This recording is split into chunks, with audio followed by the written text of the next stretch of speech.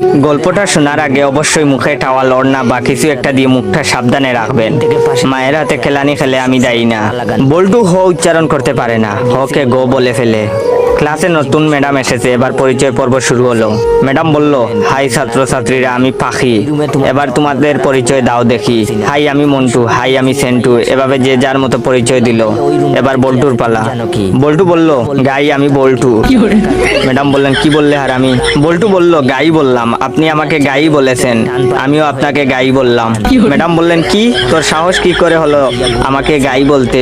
কে তোকে এসব বলতে বলেছে, বল আমাকে। বল্টু বলল, প্রধান শিক্ষক, তিনি বলেছেন ম্যাডাম এসে সবাইকে গাই বলবে, তোমরাও ম্যাডামকে গাই বলবে। বল্টুর কথা শুনে ম্যাডাম কাটা শুরু করলো। এমন সময় পাশের ঘর থেকে হেড স্যার আসলো।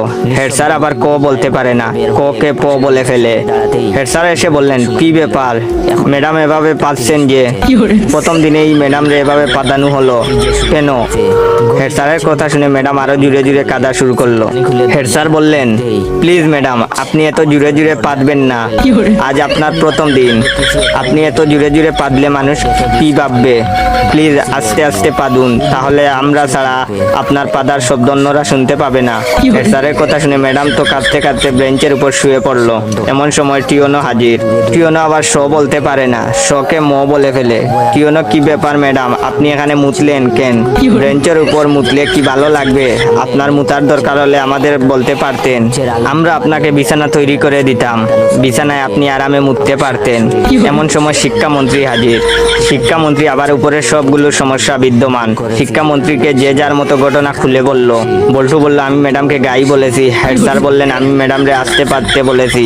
টিওনো বলল, ওদের কথার জন্য ম্যাডাম বেঞ্চের উপরে মুততেছিল, তাই আমি ম্যাডামকে বিছানায় মুততে বলেছি।